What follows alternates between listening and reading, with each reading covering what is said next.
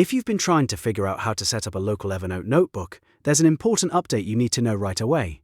In the current version of Evernote, also known as version 10 and later, you actually can't create a local notebook anymore. That feature was removed when Evernote moved to its newer cross-platform app, so all notebooks now sync with your Evernote account in the cloud.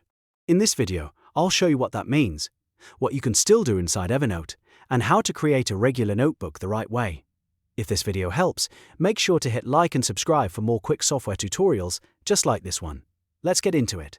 First, open Evernote on your computer and sign into your account if you haven't already. Once you're inside the app, look over to the left sidebar and click on Notebooks. This is where all of your notebook folders are managed in the current version. Now click New Notebook. Even though this is not a local notebook, it is still the way to create a new notebook in Evernote today. After you click it, type in the name you want for your notebook. Choose a name that makes sense for the notes you plan to store, whether that's for work, school, personal projects, or research. Once you've entered the notebook name, click Create. Evernote will add the notebook to your account, and it will be available across the devices where you're signed in. That means your notes will sync automatically instead of staying only on one computer. Now, here's the key difference. If you were looking specifically for a local notebook that stores notes only on your computer, that option is no longer available in the current Evernote app. Local notebooks were only supported in older legacy versions of Evernote. So if you saw older tutorials mentioning local notebooks, that's why the steps no longer match what you see today.